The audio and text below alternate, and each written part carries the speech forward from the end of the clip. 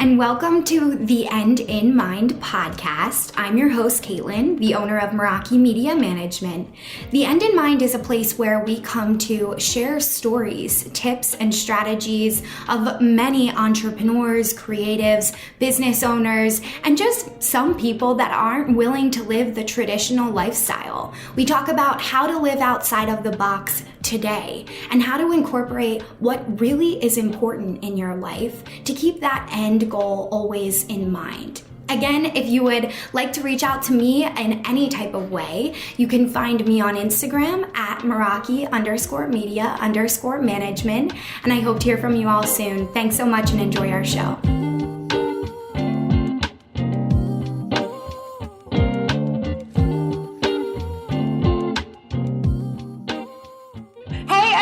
Thanks so much for joining us today. Today I have Jaclyn on, my amazing life/business coach. She is awesome. We've been working together for almost 2 years now, which is just crazy to say. And today we're going to go over different types of topics. You know, the End in Mind is all about creatives and living an untraditional lifestyle. So we want to dive in of how she started her business from her dorm room in Georgetown University. Just such a great story. And also very in alignment for me, which is why when I found someone my same age that looked like Jaclyn, I was like, wow, I definitely want to work with her because she understands how I feel in my business, and she also understands what it's like to be in this space, maybe not at a same level or same age as everyone else, and at times that was intimidating for me early on. So I'd love to start there, and then you could just kind of tell us, your story and some of those challenges that you faced along the way. Yeah, well, thanks for having me. It's such an honor. I love working with you. You're amazing, and I'm so grateful to be here.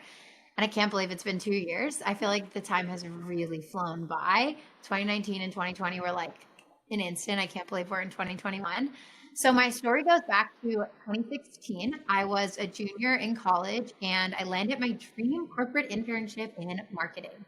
And that summer, I did the internship. I actually liked it. I didn't have like a horrible experience. It wasn't like it's a horrible company. They actually had a great company culture. And I met some amazing people that I'm still connected with. And I had a great experience. But towards the end of the internship, towards the end of doing this for a few months, I had that whisper of, this isn't it. I was happy. Yeah. The people were nice. I thought that I was rich making $15 an hour at an internship, even though that's in the scheme of things, not a lot of money. But I guess I was 21. As a 21-year-old, I was like, wow, I've made it.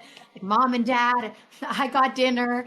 And yes, I love that. So fun. And even though all of that was great, there was that voice. And I honestly think that a lot of people feel that voice early on in corporate. And it's not to shame on corporate. I think corporate can be great and it can really be fulfilling for some people, and for some people for a season of their life. Like my fiance loves his corporate job. I don't think he'll do it forever, but he loves it right now and it's in his season. And so it's not to shame on it, but if you hear that voice, and it's not even anything about corporate or whatever. If you hear that voice about your career, if you hear that voice about a relationship, anything, this isn't it, then you know. And you might as well listen to it. So I'm the kind of person that listens right away. I live my life by my intuition. Many things that I've done in my life and business are very illogical, and people can't comprehend them, and I do them anyway. And so I decided that August 2016 that I was going to start a business. I didn't know what, I didn't know how. So I took out a notebook and I would journal business ideas every single day. And one of the problems at the time was that my mindset around what was possible, what business even was so limited. So we have this thing where we can only imagine what we've seen, right? What we've seen someone do, that we know someone who owns a company that does X, Y, Z, right? And so most of my ideas were like product based because I watched Shark Tank all the time. That's mostly what I had seen. Like people invent products and then they scale them and then they sell these product companies. And so all of my ideas were pretty much product of some sort or like a physical location. Like I had an idea for a grocery store, like things like that. They were very much sort of limited to what I had known was possible. And that was okay. That's where I started. It's not a bad thing. It's just important to keep expanding and be in the environment of people who are doing things that are kind of outside the box. So you can see that more as possible. So I decided that at the end of August, when I went back to college, I was just going to pick an idea, the best idea I had. This is important because oftentimes people never start. they're in this like brainstorm idea, but they don't actually start. And they really never get closer because you have to fail and learn lessons in order to be successful. And so essentially by not starting, you haven't even started to fail, which means there's like, you're just pushing out your dreams is really what you're doing. You're pushing out your dream life. So you might as well just start. You might as well set a deadline and just go for it. So that's what I did. And my first idea was to make these plates that encouraged healthy eating. And I didn't have the money to create the plates because I was a college student. I was on almost a full scholarship to Georgetown due to financial need. So it was not something where I could just like call my parents and ask them for money or whatever. So I started waitressing on campus and saving up money. And I was able to order the plates with a little bit of help from my parents and my waitressing money, I think like midway through the year. And the plates came, they were overseas. It was this big shipment, took many months. And by the time they came, I sort of realized that they weren't going to work. Like it was like this whole product timeline of like 9 months or something that it actually took to receive them. I sort of already knew because people didn't really want them. They needed a lot of explanation. It was hard to make money selling this like lower priced product when I didn't have an audience, and I would need to sell like a lot of plates to be able to support myself. So my first goal was to make $40,000 per year in my business, because when I researched starting entry-level salaries for marketing in the Philadelphia area, that was essentially the starting salary. And so I'm like, okay, if I can make that for myself, that would be wonderful. So that was like number one goal. And I realized I'm gonna have to sell a lot of these plates to make that amount of money. I had already invested $10K in the first shipment. They were breaking while they were shipping. They, like I said, they needed a lot of explanation. So long story short, the plates were an epic failure, and I realized it. I knew, again, that was like my intuitive sense. Like, how do you know when something's like a failure versus like you just need to stay committed? I think you know deep down. I knew that this wasn't it. This was good. This was the starting point. I started to build an audience. I did a Kickstarter and all these things, but this wasn't it. So then my next idea was an app. And again, it was based on what I thought was possible for me. So I saw like, everyone has apps. Apps are the thing. Apps make millions of dollars. Like I need an app. Again, it wasn't really thought out much because I didn't really have much else to base it off of. That's all I knew. That's all I saw. I didn't even know what a personal brand was. I didn't know anything about coaching, speaking, anything like that. So I went forward with the app and I raised $20K on Kickstarter, sort of in the process of like knowing the plates weren't working. So I started raising money to build this app because again, I had basically no money. I graduated college. I moved home with my parents. Really grateful that I was able to do that. And the app also became an epic failure. About a year and a half of trying to build it, of 3 different sets of developers. And there were a lot of issues and a lot of reasons why it failed. And it would take like a ton of time in this episode, so I'm not going to go into it. But I learned a lot of lessons. And the end of 2018, I was thinking about giving up. I had been doing this for 2.5 years. Had only really lost money other than like the money I had raised on Kickstarter. Primarily, I did a bit of health coaching here and there. So I guess I did know what coaching was, but I didn't really call it coaching, or I don't know. It was very like unintentional to just kind of like try to pay for my gas. And like I heard people doing that. So I was like, let me do that. And that was pretty much it. So I was at this turning point in my life where I thought, I'm going to give up because this isn't working. I gave it my all and I should just get a job. I was feeling really frustrated, especially this is when the comparison kicked in. I was seeing some of my friends like, you know, get their own places, get their own apartments and have these great well-paying jobs. And here I am at, I guess I was 22 or 23 at the time, feeling like, man, this is never going to work. I'm frustrated. Nothing's going my way. My boyfriend was a year older than me. He had been working in corporate jobs since he graduated. And he's like, I think we should start looking for houses. And I'm like, houses? I don't have any money. Like, how are we going to buy a house? And so just so much stress and frustration with my financial situation that I really wanted to give up. I started doing personal development because I felt like I was at rock bottom and the only way to go is up. And I read in some book, I don't remember what book it was, but I read this question that said, what is working? And the first thing my brain said was, nothing is working. Everything is wrong. Everything is failing. And it's time to give up. Nothing's working. And I said, no, that can't be true. Something must be working.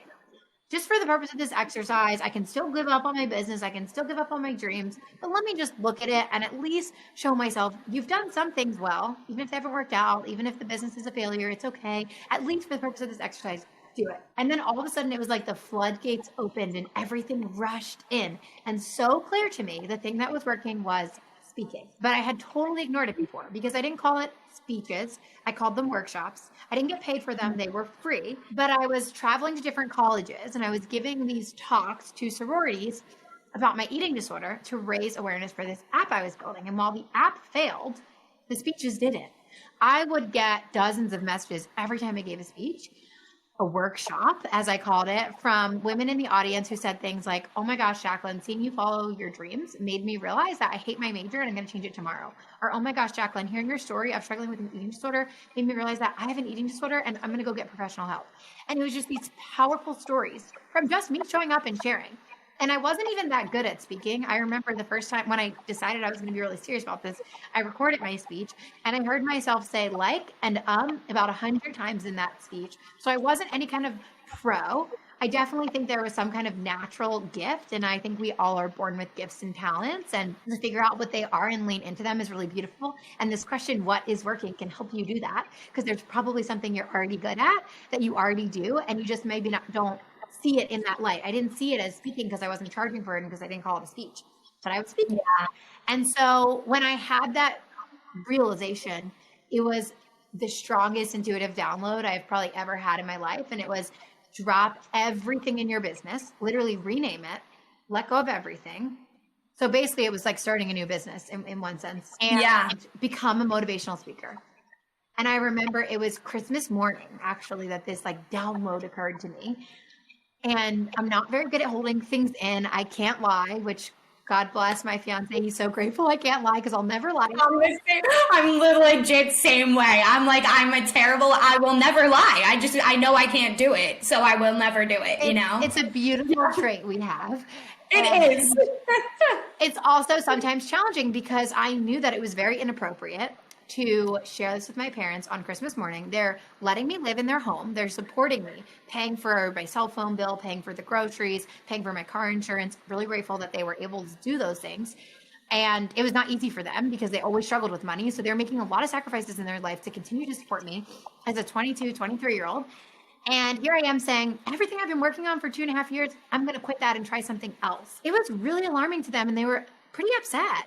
And I remember my dad looking at me and saying, so you want to be Oprah? And I was like, yes, that's it. Like, you get it. And he was saying it like a joke, like it was funny. Right. Like I was just so far off. Like, you know, who did I think I was? And my parents believe in me so much, but they want to keep me safe, right? People who love you often want to keep you safe. And so when you want to do something unconventional, the theme of this podcast, the people who love you might not get it.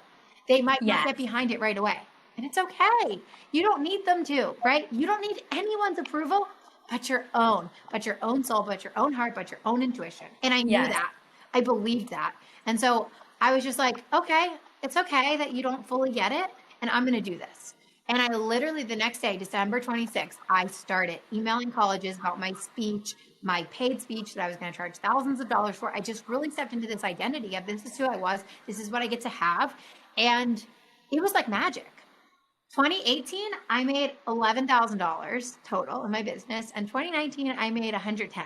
And that was just like a beautiful skyrocketing effect of following what I felt led to, looking at what was working and trusting. And obviously it took a lot of commitment to keep going after those failures and to get back up, a lot of courage, a lot of self-belief. And I had to do a lot of inner work over the years. But it all led me to this moment. It feels like it's an overnight success, but it's clearly not, right? But it was crazy to me when like all of this money just started coming in. I'm like, oh my God, it's actually working. And speaking led to coaching. So around the time Caitlin and I met is when I started coaching, actually, like seriously coaching.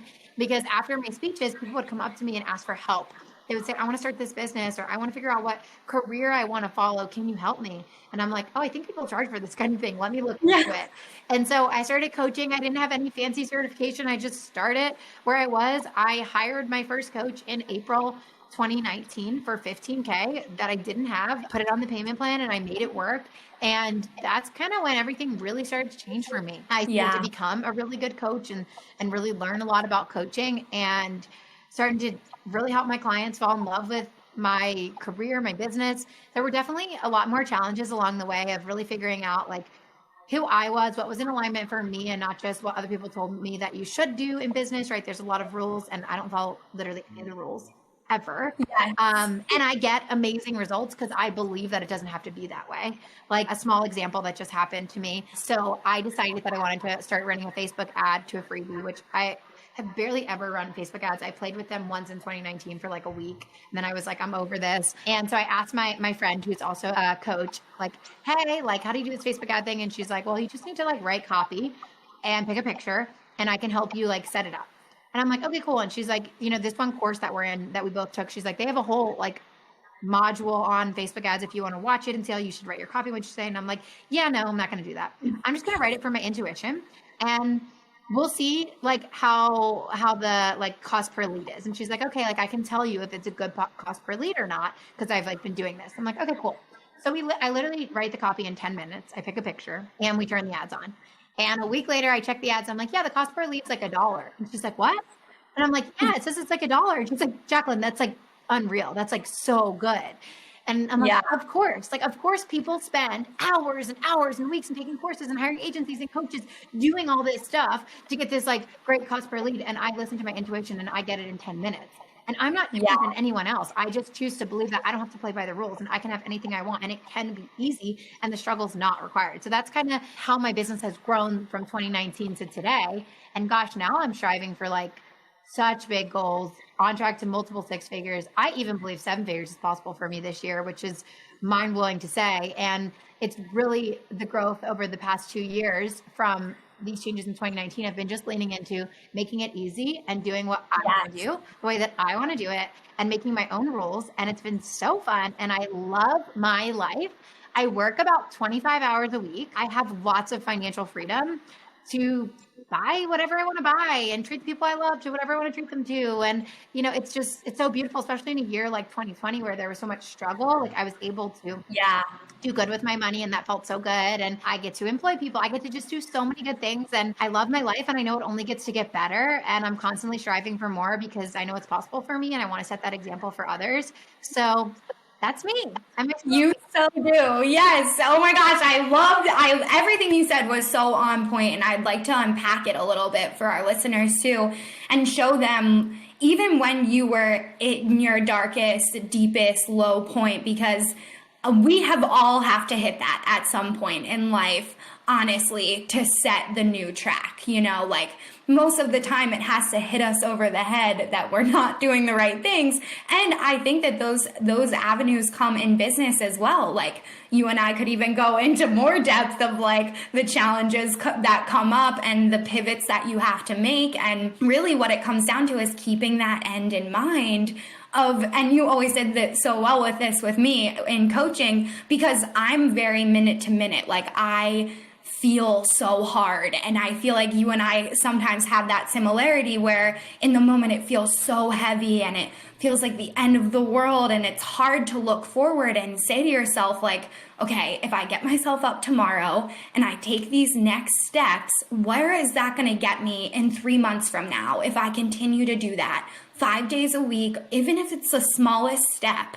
And when I started working with you, that was what really set me up. It was like one thing that I could do every day because it all seemed so big, like starting a business, getting an LLC, everybody's asking you questions. Well, what are you selling? What are you doing? Who are you in this business world? It's like so much. And then on top of it, every time you go to a networking event, people are saying, buy this course, work with me, you know, hear my story. And it's like, where do I fit in? And who are the people that I should be working with to get me on my path? And when I met you over the phone, I literally signed up with Jaclyn on the phone call. Like by the time we hung up, I was working with her because I knew that when we started talking, like you had the same energy and you were going to show me how to get there in a way that didn't feel out of alignment for who I am, you know? And you weren't going to say like, oh, well, this is going to be really hard and like you're going to hate it every day. You were like, no, you just work towards what you want so that every day it doesn't feel so heavy. It doesn't feel so scary. I'd love to talk about that a little bit more and like if you've coached any other people like that and how you've maybe helped them navigate, because we have the similar personality where we're told to do something and we do it, you know, and a lot of people may not have that same trait. There's so much here. So this is actually the reason this goes back to something we were talking about off air, why I call myself a life coach. So when I first started working with Jaclyn, I called myself a business coach, and I wanted to help people who wanted to build businesses. And at one point I realized that it wasn't about the business. It was about the life they wanted, and the business would be a tool to create the life they wanted. And so that's what this is about. This is about zooming out and asking yourself, what do you want for your life? So it's like the ends doesn't justify the means. And that's why this whole concept of end in mind is so powerful, because you can go towards the end in mind and be happy now. Like you get to have both. And it's not talked about. And it's something where a lot of people get caught up in, especially when you're in this world of just, hiring these coaches or listening to these podcasts and doing the exact steps they say because they say you should do it. There's people that I freaking love, that I look up to, that I love learning from, and they say certain things and I'm like, hell no, that's so out of alignment, 0% chance I'm doing that, right? Yes. Because I have learned that. And even as a coach, Jaclyn, being one of my first clients, has seen me evolve as a coach. I used to say, this is the way. This is the thing that worked for me. I don't do that anymore, because what works for me might not work for you. And that's not the point of coaching, right? I can share, well, this is what I did, but here are some other ideas too. What feels in alignment for you? And really tapping into your own intuition is so powerful. So anyways, I really encourage people to zoom out and say, like, what do you want for your life? Like, what's the big picture? What's the vision? And if you want a business where let's say you're female and you want to have children, you don't yet have children, but you want to have them someday. For me, I'm turning 26 this year. Maybe in 4 or 5 years, I'll want to have children. And when I have children, I don't want a business where I have to work 8 hours a day. I maybe want to work 4 hours a day, right? And spend most of my time with my kids. So what will that look like? And how can I build it with the end in mind, right? And so most people don't do that. They're like, okay, I just want to make X dollars. And so I'm going to hustle my face off and do all the things. That's kind of what I did in 2019, to be honest. Like I hustled my way to 6 figures. Now my business looks so different. I don't do that. But I did because that's all I knew. And I didn't know anything else was possible for me. And I remember so vividly, the end of 2019, October, I was at James Wedmore's conference, Business by Design, and I met this girl, and she told me that she has a multiple 6-figure company and she works 3 to 4 hours a day. And it blew my mind. It goes back to that idea of you only can really like imagine something if you've seen it, right? Like how can we just, it's like they say that you can't imagine people's faces you've never seen. So when you dream, it's maybe a stranger you walked by on the street. If it's someone random in a dream you think you've never met before, you probably have seen their face somewhere, because our brains can't just make up a face. Really weird. Yeah. Really crazy. But that's interesting. Yeah. It's the same thing with like business goals or goals for your life or what you want. It's like, you can't imagine it. So anyways, I met this girl and I was like, what? That's possible. And all of a sudden my new thing was like, I want to work less. I want to work less. How can I work less? And I went through lots of fun developments with this. The point is, I had the end in mind. And when I really started to scale my business and think about where I wanted to go, I didn't act from a place of this is what I want today. I acted from a place of this is my dream life. This is everything I want for my life. What does that look like? So I make a lot of vision boards. I honestly make a new vision board like every few months because I just get so excited about new ideas and new goals. I look at the money. I think money is really important. And I think about, I did it this morning, literally this morning. I went, how much money do I actually want to be making? And I mapped out everything. How much money I want to spend every month, how much money I want to save, how much money I want to invest, taxes that I'm going to be paying, like everything. And I looked at it, I'm like, why aren't I striving for that now?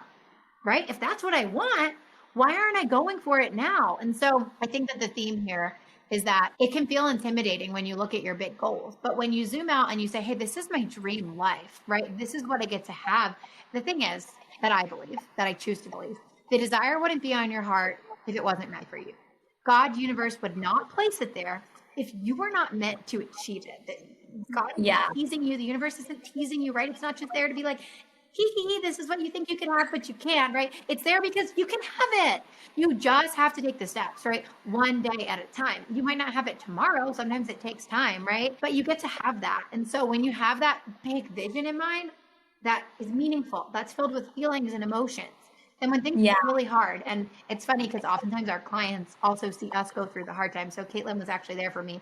One of the hardest days in my business, it literally felt like my world was going to end. I had to let go of an employee. It was really challenging. And I was devastated. I was sobbing. I felt like my heart was like, I literally felt like I was going to have a heart attack. I don't know if that's what maybe a panic attack feels like or something. I don't know, but it was really heavy. And you know that. And the thing is, like, on days like that, because I think they're inevitable, hard days are inevitable. And I don't think they're actually hard. I think it's our like 3D human perception that it's hard. I think that they're actually good and they're serving us. Yeah. That day really served me for a variety of reasons. I stopped people pleasing. I started putting myself first. I thought about what I really wanted in my business. I actually don't want a team of like a ton of full-time employees. I prefer having like contractors, and I'd rather manage way less people. It's just something I learned through that process, right? The point is, through those hard times when they're really hard, the hard days, you might be having one right now when you're listening, or you may have had one recently, or you may have one next week. When you have that vision, the end that's in your mind, it's not so hard. It feels hard. It sucks. It's uncomfortable. You have to do uncomfortable things, but you're willing. You're willing because you know that your dream life is waiting. And you know that you have to have it. And you know that the only thing holding you back from that dream life is you giving up. As long as you take a step forward every day, and for the record, your step forward on certain days that are really hard, maybe like feed yourself dinner and get a good night's sleep. Your step forward doesn't always have to be like business, or goals, career. It could literally be, I mean, for me, you know this, Caitlin, I talk about like, I'm getting my nails done, I'm working, and people are like, what? And I'm like, yeah, it's part of my job is taking care of myself. Part of my job. I attract what I'm a vibrational match to. And when I feel that, I make more money. And I believe that. So your next step doesn't always have to be like hustle, grind. It just needs to be a next step forward in the direction that you want to go for your life. And when you have that end in mind, you get to create that, and you get to be happy and find peace and joy in the present as well. Yes. And that's the magic. That's what was so hard for me. Like when we first started working together, I'll get really real with our listeners. Like Jaclyn was so honest with me. Like, you have to put yourself first. You need to journal or find something that fuels you and is lifting you up. And when I saw Jaclyn in this state and we were meeting for coffee, it really was a wake up call for me too. Like my peer who I look up to so much, and they go through these ups and downs in business as well. And there's never this like moment where you've ever really made it, you know, like it's always a challenge. It's just life.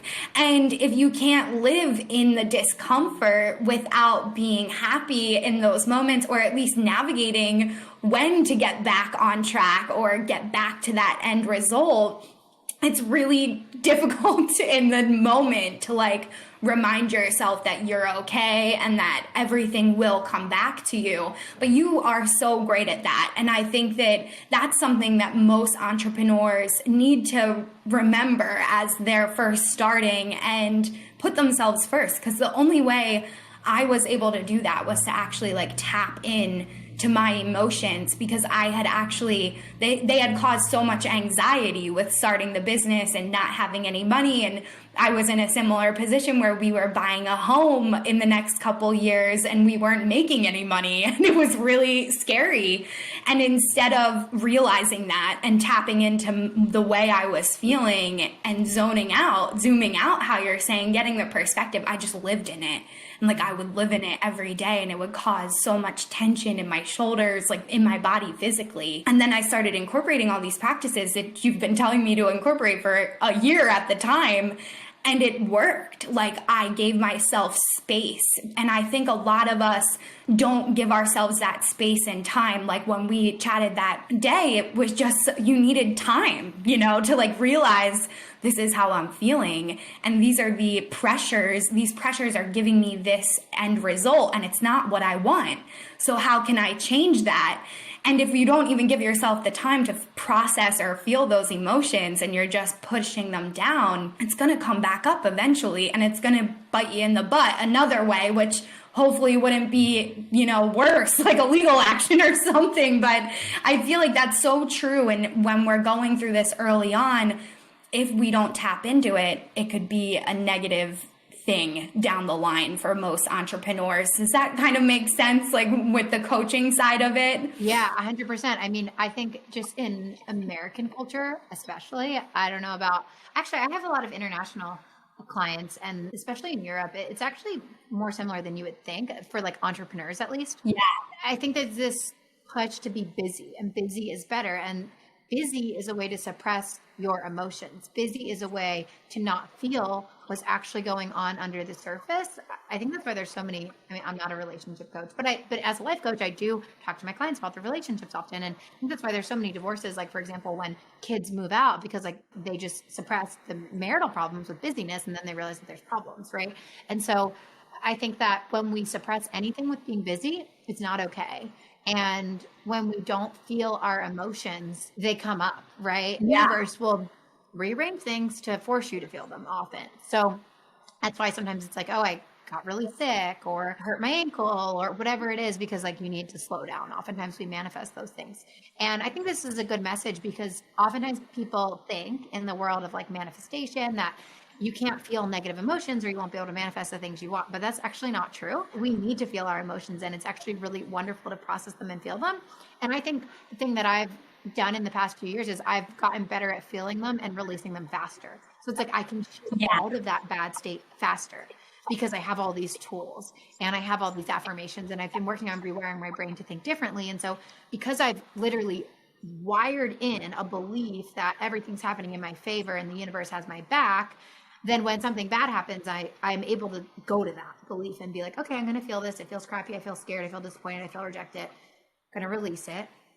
And I believe and I trust this new belief, right? And so I think that's kind of the work, the inner work that personal development can really help you do, which is so pivotal for entrepreneurs because, and for everyone, really. There will be hard times, and that's okay. Like I said, it's not really a bad thing. It's just our perception that it's bad.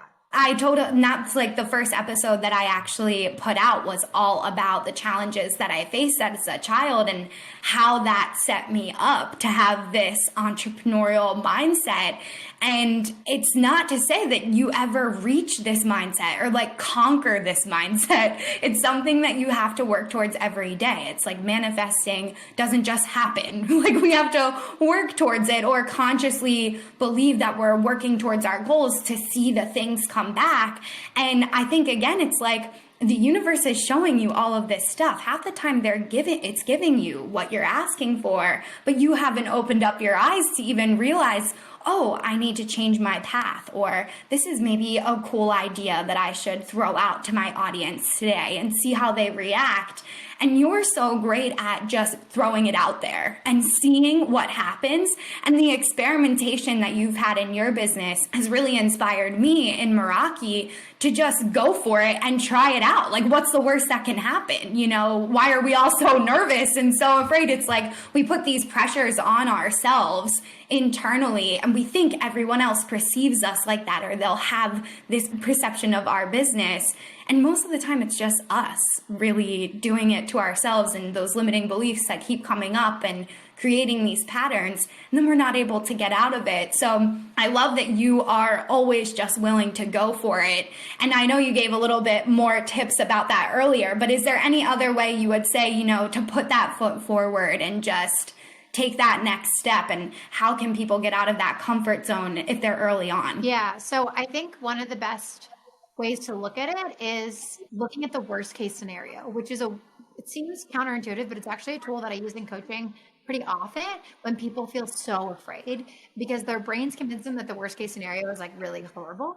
Like their brains convince them like I'm going to be homeless or I'm going to die or like a horrible things that are just not going to happen. Like, so when you look at the worst case scenario, usually you're going to be no worse off than you are now. Right. And so like if you put some new product or service out there and nobody buys it, the only thing you will have spent is time. And if you feel that, oh, well, I can't do that because I can't waste time, then there's some time mindset that needs to be worked on because time is actually abundant. It's infinite, right? 24 hours in a day, that's just like a human construct. We create it. It's not really real. It's just a random amount of time that we decide it was in a day, but time goes on and on and on and on, right? And at the same time, time is so precious. A lot of manifestation and mindset and spirituality is a paradox. And when you can hold both at the same time, that's how you know you understand it. So I can hold this space of like time is so precious and so abundant at the same time. And that's how it's kind of, I get it. I'm living it. Yeah. But I have had to do a lot of inner work on my mindset around time. I used to be like, I can't waste time. And so if you're kind of going there in this example, just kind of take a mental note that this is something maybe you want to work on. Is Relationship with Time. The Power of Now was a really good book by Eckhart Tolle to read that helps with that. But anyways, when you realize that the worst case scenario isn't so bad, like I'm not going to be any worse off, then you might as well just go for it, because the best case scenario is really great. And the thing is, like, hope or fear is believing in the unseen. Either way, you're believing that it's going to go terribly, or you're believing that it's going to go wonderfully. And we get what we believe, number one. And number two, why wouldn't you choose to believe something that makes you feel good? And this is where the real magic has happened for me. I've chosen to believe in myself, not for the results. The results are awesome and I want them and I know I get to have them and I know they're coming. But I've really chosen to believe in myself because I feel good today. It's changed on the outside. Believing in myself and believing that these things are coming makes me excited and happy today, in the present. So you can just choose to believe for those reasons. You can just choose to go for it for those reasons. And that's really fun. And that's when you're really detached from your goals. And I think that's where a lot of the magic happens.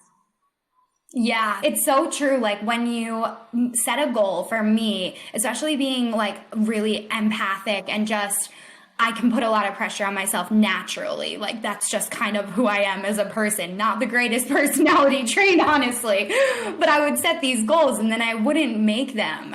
And instead of being like, oh, well, that just wasn't meant to be, or like that wasn't supposed to happen, I would put all this pressure on myself.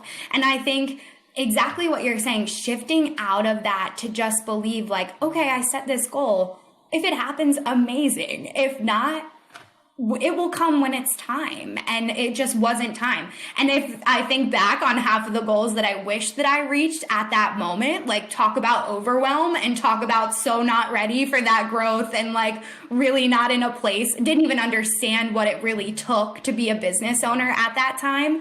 So it's like the universe is really always working to your benefit. And I liked how you explained the paradox of understanding time is precious and time is also infinite, because that's really what I believe, you know, like I truthfully, that's like a belief that I have. Like I think that time is infinite, you know, like when I think about the things that we're teaching and like the conversations that we have, like in this moment, but in so many moments to come, we can affect so many people and change so many people's lives. And that's why I'm doing it. Like I'm not doing it to even get money anymore, you know, like it's like just changed so much. And when you go in with that different mindset, it just comes back to you tenfold. Like the universe is like, yes, you have it down. Like, yes, you understood what we were trying to explain, is that it's more the energy. Like it really is just energy. And the way you show up is what you get back. It's like any other thing that you do, like engaging on Instagram. It's the exact same thing, you know? Yeah, it's literally the law of karma. I'm reading the 7 Spiritual Laws of Success by Deepak Chopra. One of the chapters is called the Law of Cause and Effect, also known as the Law of Karma. And it's like, literally what you put out, you get back. And it's not always in the same sort of currency. So like you might put out a smile and some kindness and you might get money back. Oh my gosh, this happened yesterday. We got pizza for dinner. And I think the pizza was like, I don't know, $13, and I gave it 20. And then they gave me the change and I just took the change right away and put it in the tip jar. And I was like, that's a pretty good tip for a pizza. And I was thinking to myself, like, yeah, that's so nice. Like, I love tipping. It's like one of my things. Like, it makes me feel so good, because as a waitress trying to build my business, I think that's where it comes from, this like kind of connection to it. So anyways, I was thinking like, I did that because it felt good, not because I want to get something back, right? But I know that I'm going to get something back. Does that make sense? And so I was walking out of the pizza shop thinking this. And as I'm walking out, I'm waiting for the light to cross the street. A girl runs out and goes, "Ma'am, your wallet." And I'm like, this is what I'm getting back. I left my wallet in there. And I laughed. And I'm like, thank God there's good people, because, I mean, losing your wallet is the most pain thing in the whole world. Calling all your cards, canceling them, trying to figure out where you put it down. This is something that I've done many times in my life. So I know it. And it's funny because you really do get it back. And it's beautiful when you can give from a place of not needing it back and not necessarily wanting it back. Like you give just to give because it makes you feel good. But you also just trust that it's coming back. And you're allowed to give, like wanting it back. Like, I think there's nothing wrong with that, right? You just don't give for that reason. You give and you know it's coming back. And that's when just, again, magic miracles happen. Like so much beauty happens in your life when you sort of live by these universal laws. Yes, it really is. It's so powerful. And I know like most of our listeners, it might even seem a little bit so much to unpack, like everything that we're going over in these past 40 minutes. It might seem like a lot of mindset shifts. And like when I first started doing this type of business, even though I had learned about The Secret at, such a young age and really incorporated that type of mindset, law of attraction, like in my life, I didn't know how it would fold into the business. Like at the time I'm like, well, isn't business supposed to be, really buttoned up and businessy and have no, correlation to your life? And then I started to realize, well, isn't that the beauty of starting my own business? So it can be whatever we want. And you always told me that early on, like there are no rules. And that was what I needed to hear, because I'm one of those people where like, everything is a rule and like I have to abide by this, like it's kind of like the lying thing. Like I just don't do that. Like it's like a rule. And giving myself this freedom allowed me to find all of these gifts that I had maybe suppressed my entire life. Like all throughout growing up, like I had minor dyslexia, or like I was in these smaller classes and, given certain types of educational pieces because I couldn't read as fast as everyone else, or I didn't have great reading comprehension. And now I teach people how to write and like how people perceive readings like on Instagram. Like it's so backwards, but my whole childhood I was told I don't write well, you'll never write well, you'll maybe never read. Like these were things that people told me. So it was kind of a limiting belief that they had thrown on me, that I had to say to myself, like, I no longer want to carry this identity or this story that I told myself my whole life. That's just no longer who I am. And I'm moving on. I've got my education. I've overcome those challenges. I taught myself how to read. I taught myself how to comprehend reading. And I've also done a really good job at it. Like I'm actually really good at it. And that was when I started believing in myself and I got the job, and I ended up growing the Instagram following so rapidly just through a few messages that we had put together. It was so powerful, but it can be just the smallest shift. And unless you open up your brain to that and even to digest that this is happening to you, how would you even know that this is like now a gift, Yeah, there's so much in that story. I love that you told that story. Two things that stand out to me as like tangible takeaways for listeners. The first is that identity creates everything in your life. So your identity creates your beliefs. Your beliefs create your thoughts create your words create your actions, and your actions create your reality. So if all of that sounds complicated, here's what you need to take away. Whatever your identity is creates your circumstances. It's a trickle down from there. I'm going to give you a quick example to make it tangible. So if you have the identity, I am lazy, and then you set a New Year's resolution to go to the gym 5 days a week, what's going to happen is your identity is I am lazy. Your beliefs are that you're not the type of person that is healthy and fit.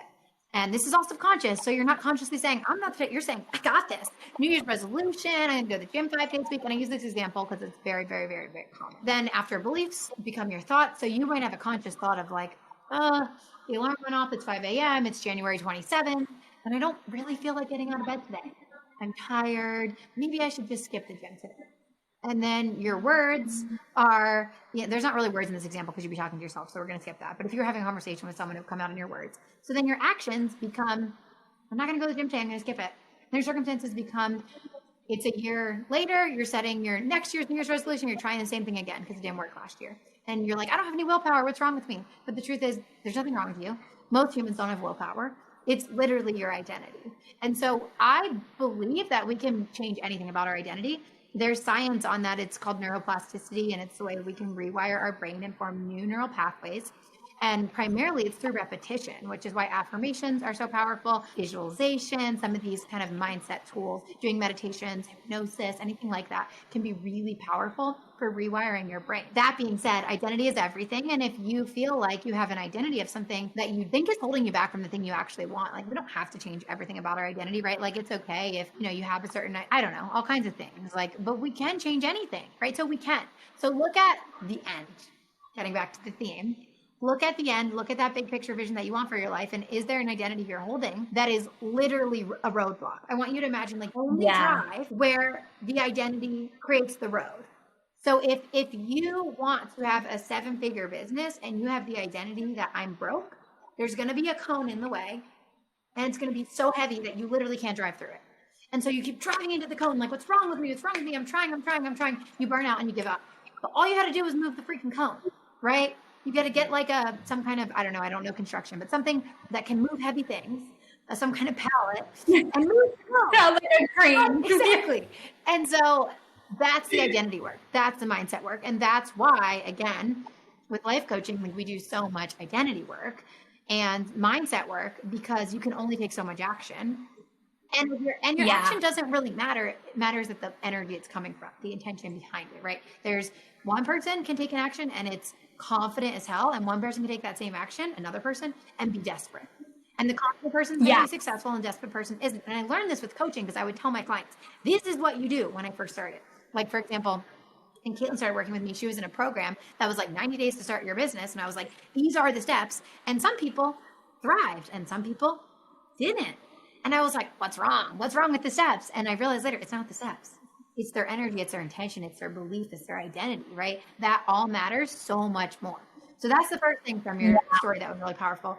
The second thing that was really powerful is when you were talking about how you started this business and you had to like work through these identity shifts and sort of create a different reality. The thing that really stands out to me in that is this concept of sort of quantum leaping into the version of you that you want it to be. And through that process, you realize that it could be easy and one thing could create the shift, right?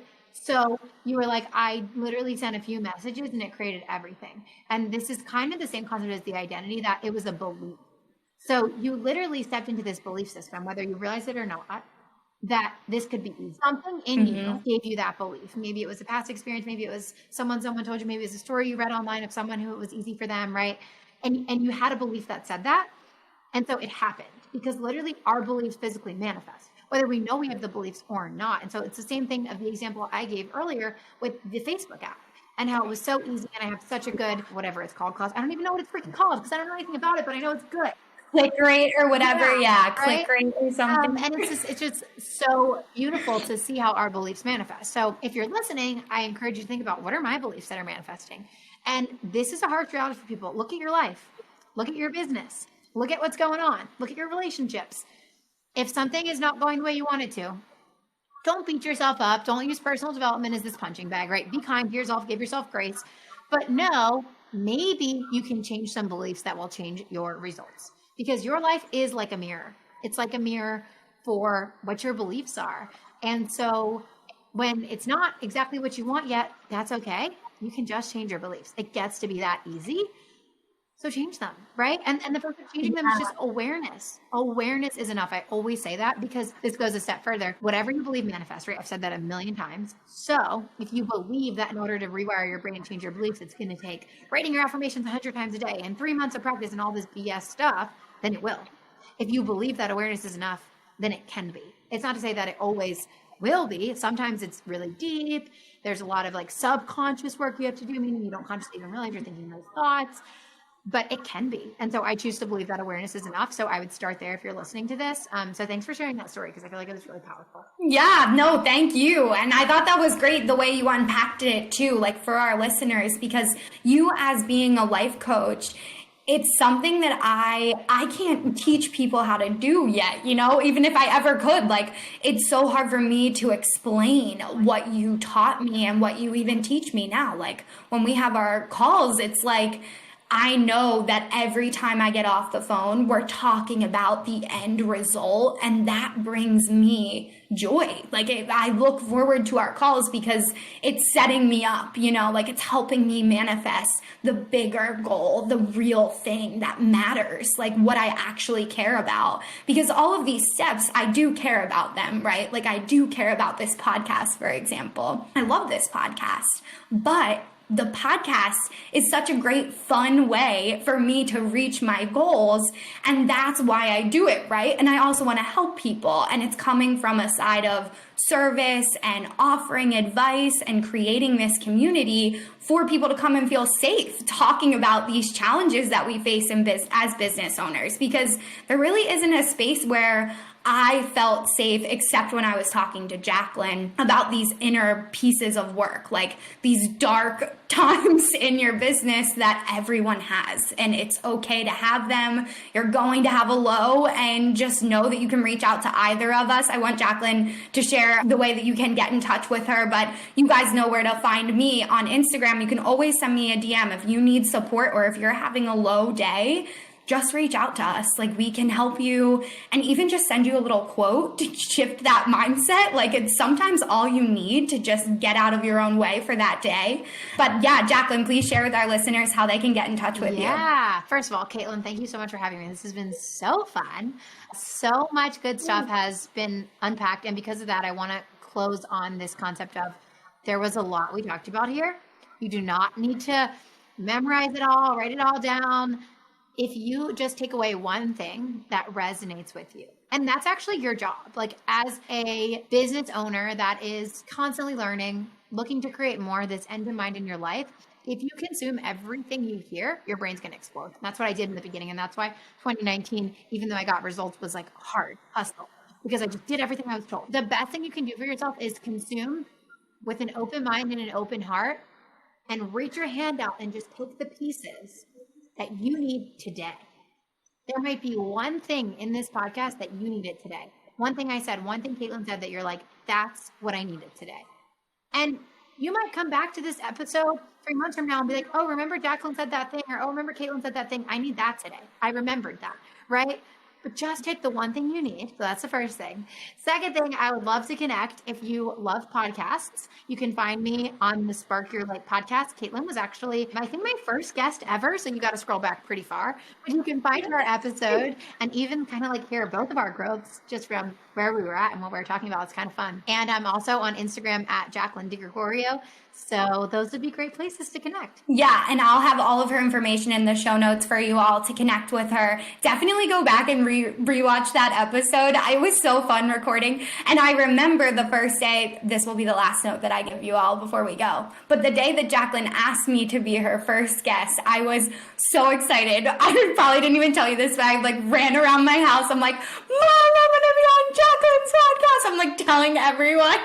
And it was such a big deal because it was one of the first podcasts I was on, and I just looked up to you so much. So thank you for guiding me on this journey always. And please go listen to her podcast. She's fantastic and really gives great manifestation tips. So if you liked this conversation, it's definitely up your alley. So we'll have everything in the notes for you guys. But thank you so much, Jaclyn. I'll see you soon. I'll see you soon. I'm so grateful for you. And this just shows the power for everyone of coach-client relationship. It can be so freaking powerful. My heart is so warm right now. Thank you for having me. Oh, thank you. Thanks, everybody. See you next time. Thank you so much for listening to The End in Mind. I would like to remind you all, if you haven't yet reached out to me on Instagram, we are at Meraki_media_management. It will be in our show notes as well. If you would like to reach out to me, we always offer free coaching through Instagram based around our Instagram training and our business Instagram practices. If you need any type of support, please do not hesitate to reach out to me there. And we also offer several different types of consulting and training packages if you're looking for a little bit more in-depth tips. So thank you all for listening in, and of course, I want you all to keep the end in mind as you continue with your day and or work week. Have a great week, and I will see you all next time.